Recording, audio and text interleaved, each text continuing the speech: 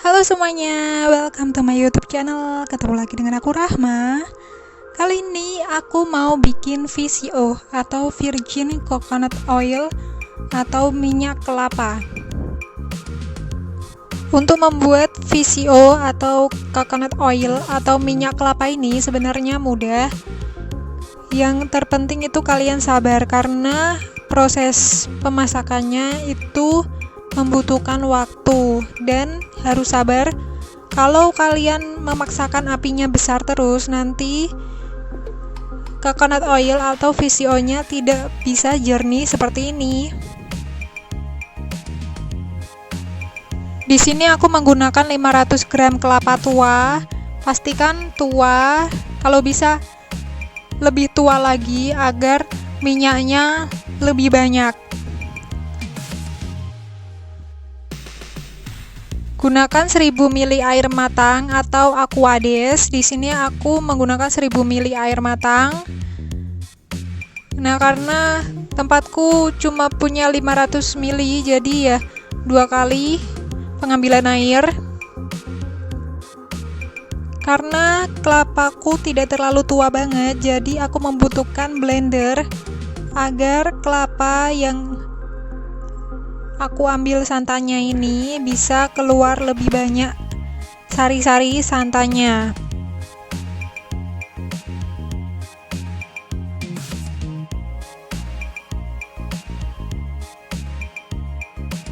Kemudian kita saring, kita pisahkan dari ampas kelapanya.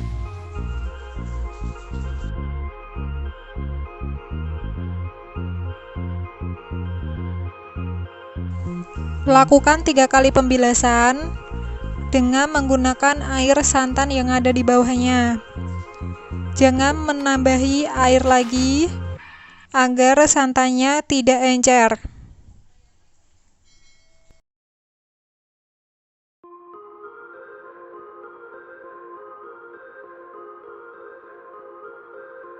Setelah itu, hasil santannya kita masukkan ke dalam plastik. Kemudian kita diamkan dengan cara berdiri seperti ini.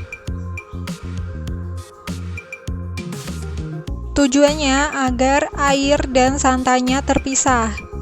Jadi nanti kadar airnya akan berkurang dan hanya santannya saja yang akan kita masak, sehingga hanya santan murninya saja yang kita masak. Dengan cara itu akan mempercepat proses pemasakan dan juga menghemat gas. Jika santan yang ada di bagian atas dirasa sudah cukup kental, kita bisa melubangi plastiknya untuk mengeluarkan santan yang bagian atas. Tunggu sampai air santannya benar-benar sudah keluar. Kalau bisa juga tambahin lubang-lubangnya agar sari-sari santannya cepat keluar.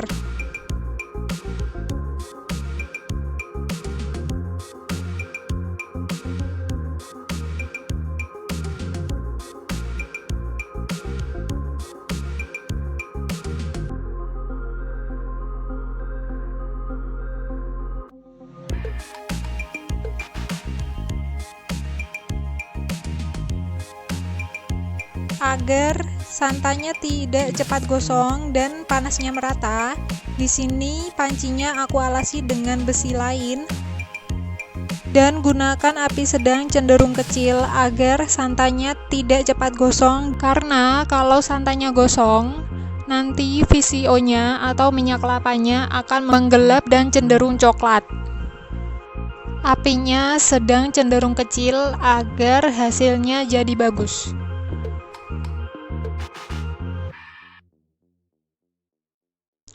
Nah, bisa dilihat di sini santannya mulai mengental dan kemudian mengeluarkan bubble-bubble dan ada cairan putih, itu adalah si VCO-nya atau minyak kelapanya.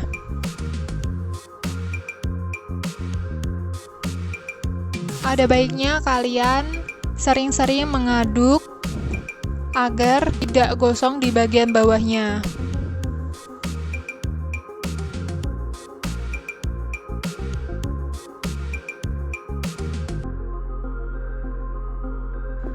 Dan supaya minyak VCO-nya tidak mencoklat atau menggelap, ada baiknya kalau sudah keluar minyaknya, kalian cicil diambil sari-sari minyaknya.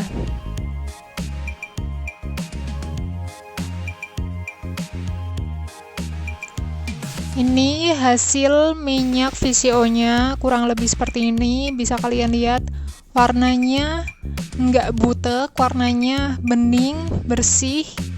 Walaupun ini nggak aku saring, hasil akhirnya bagus banget ya kan, walaupun nggak terlalu banyak, tapi hasilnya itu jernih.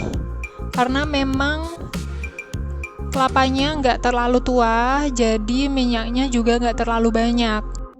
Jika blondonya sudah terlihat kecoklatan dan kering, tandanya sari-sari VCO-nya sudah habis. Tada, ini hasil akhir dari proses pembuatan VCO-nya. Bisa kalian lihat di sini VCO-nya terlihat jernih sekali. Yang penting suhu pemanasannya itu tidak terlalu tinggi. Jangan dipaksakan di suhu yang tinggi banget, usahakan suhu rendah cenderung kecil.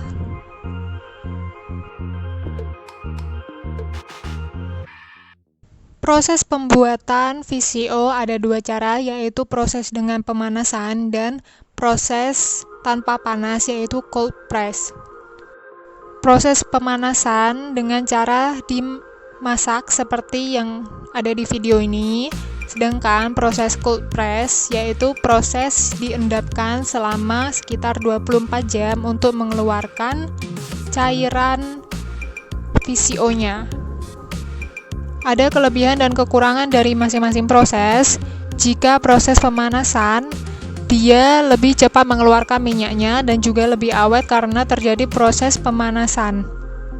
Sedangkan kekurangannya, jika dimasak terlalu lama sampai gosong atau mencoklat, kandungan gizi dari VCO-nya akan banyak berkurang. Sedangkan kelebihan dari proses cold press, kandungan gizinya lebih terjaga karena tidak terjadi proses pemasakan.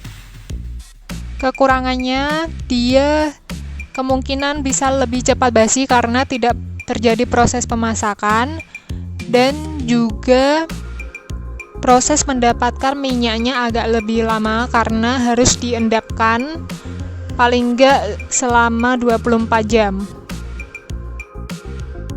Selain itu, VCO mengandung asam lemak baik yang baik untuk tubuh.